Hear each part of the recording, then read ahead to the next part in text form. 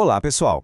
Hoje a nossa análise vai direto ao ponto num tema que todo mundo da área da saúde já conhece, mas que a gente precisa olhar com uma lente totalmente nova. Não vamos falar de higienização das mãos como aquela rotina chata ou obrigação burocrática, sabe? Nada disso. Ao mergulhar neste material sobre os protocolos clínicos, a ideia é encarar essa ação como ela realmente é, uma intervenção tática, crítica e que literalmente salva vidas. As nossas próprias mãos são a primeiríssima linha de defesa no cuidado ao paciente. Então, para organizar o nosso bate-papo, vamos passar rapidinho por 5 bases. Primeiro, a real ameaça das iras. Depois, os princípios básicos de segurança.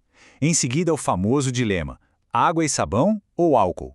Logo após, a gente entra na antisepsia cirúrgica e, por fim, os 5 momentos cruciais. Bora lá! Começando pela primeira parte da nossa análise, o verdadeiro perigo das iras. A gente precisa ter muito claro o que está em jogo a cada interação ali nos corredores, nos quartos. O documento crava o nosso alvo, as iras, as infecções relacionadas à assistência à saúde. Gente, esse é o inimigo invisível. É um problema altamente adaptável que pega carona no contato físico. E o mais chocante é que as iras não ameaçam só aquele paciente lá no leito. Elas colocam na linha de tiro os próprios profissionais de saúde, os visitantes, o ambiente inteiro.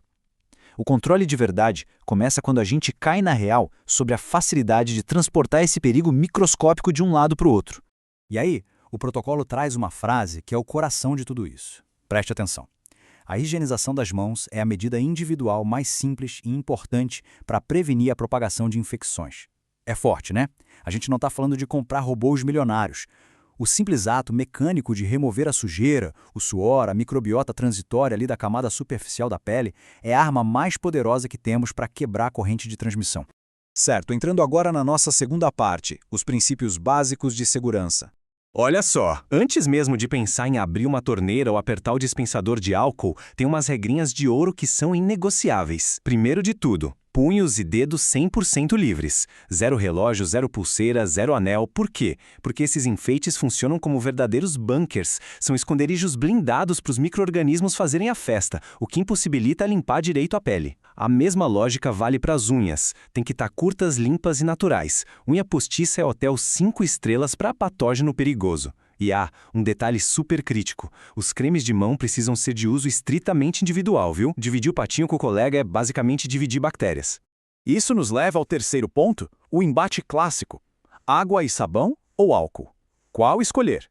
No dia a dia da clínica, a gente vive nessa encruzilhada tática, e o material tira qualquer dúvida sobre o assunto. A água e o sabonete líquido são obrigatórios em cenários bem específicos. Sabe quando? Mãos visivelmente sujas, quando teve exposição a fluidos corporais, depois de ir ao banheiro, ou se o paciente tem contato com patógenos casca-grossa, tipo o Clostridium difficile. Por outro lado, as preparações alcoólicas são como a nossa tropa de choque para os contatos de rotina. O álcool não tira a sujeira que a gente vê, claro, mas ele despenca a carga microbiana daquela contaminação invisível que vai se acumulando constantemente. Agora, se a escolha for água e sabonete, o tempo é o seu melhor amigo. O protocolo não deixa isso solto. Ele ancora a técnica em uma janela cravada, de 40 a 60 segundos. Gente, menos que isso é só molhar a mão. E mais que isso, simplesmente não é estritamente necessário para uma higienização simples. E quando a gente visualiza os passos dessa técnica, fica muito claro que a fricção é a verdadeira estrela do show. É esfregando que a gente arranca os micro-organismos da pele. Tem que cruzar os dedos para limpar bem os espaços interdigitais. Tem aquele passo de esfregar o polegar em movimentos circulares, que é uma área que costuma ser muito esquecida. É toda uma coreografia pensada para não deixar 1 milímetro de pele sem contato com o sabonete. E na hora de secar, o papel toalha é o seu escudo para fechar a torneira. Imagina só o pesadelo, a mão limpinha encostando de novo no metal contaminado. Nem pensar. Já no outro canto do ringue, a fricção antisséptica com o álcool pede uma resposta bem mais rápida, de 20 a 30 segundos. É literalmente a metade do tempo. Por isso que é a opção perfeita para o ritmo acelerado de uma enfermaria, desde que não tenha nenhuma sujeira visível nas mãos. Os movimentos mecânicos com o álcool são praticamente idênticos aos da lavagem com sabão, mas tem um alerta vital aqui no fim do processo. Ele só acaba quando a pele estiver completamente seca. O protocolo destaca expressamente que não precisa de enxágue, e muito menos secar com papel toalha. A evaporação faz parte da magia, da eficácia do produto. Resumindo, secou, tá seguro. Passando agora para o quarto tópico da nossa análise, a antisepsia cirúrgica, o preparo pesado. Quando a gente entra no centro cirúrgico, o nível de rigor vai lá para o teto e o tempo se expande bastante.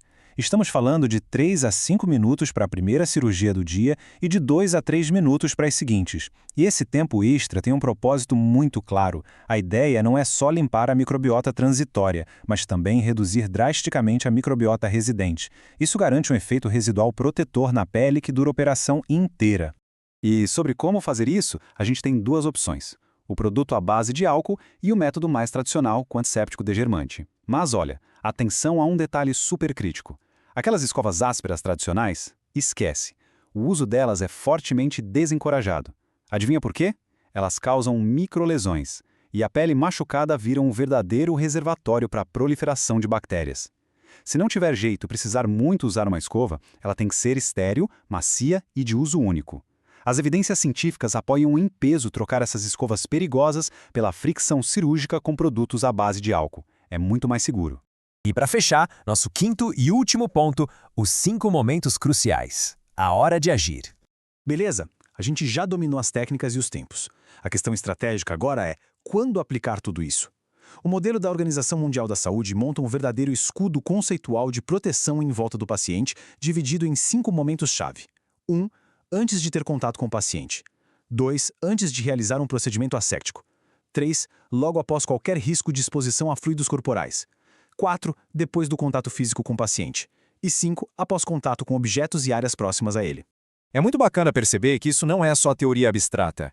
Esses momentos desenham um mapa ali na geografia física do leito do hospital. Os momentos 1 e 2 funcionam como zonas defensivas, barrando os germes da equipe ou do ambiente antes que cheguem no paciente que está vulnerável. Já os momentos 3, 4 e 5 são a nossa zona de contenção. Eles garantem que a flora e os fluidos do paciente não peguem carona para fora do quarto. Pessoal, até encostar na grade da cama ou no criado mudo já exige higienização imediata logo em seguida.